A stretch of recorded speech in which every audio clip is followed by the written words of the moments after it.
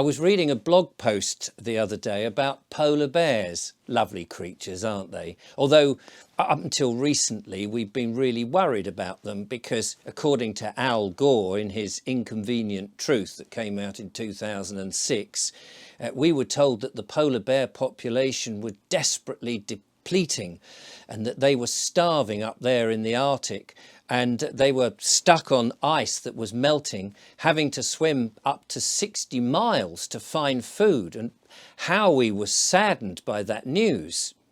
Well, I was reading in this blog that that's actually not true, that polar bears don't just sit on the ice and hope that food is around them, that they actually, like most species, will go wandering looking where the food is. So if their food supply moves, they'll go after it. And of course they are a land-based animal, so that they will go into the places where they need to go. And according to the article, the Canadian Arctic now has discovered that the population of polar bears has increased dramatically, not decreased as we were told because of climate change. There are actually more of them, so much so that the management of them is a bit of a problem, and they're even considering that they may need to reduce it.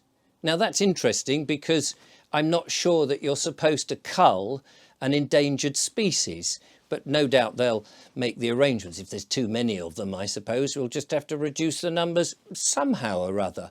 But it does become a little bit inconvenient, does it not, for those people who are saying it's all down to climate change, that the polar bears are disappearing, pulling on our heartstrings and making us somewhat worried.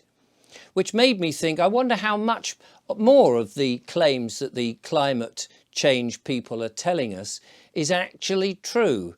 Maybe those other items that they say about climate change are equally pulling on our emotional heartstrings and not actually based on any fact whatsoever.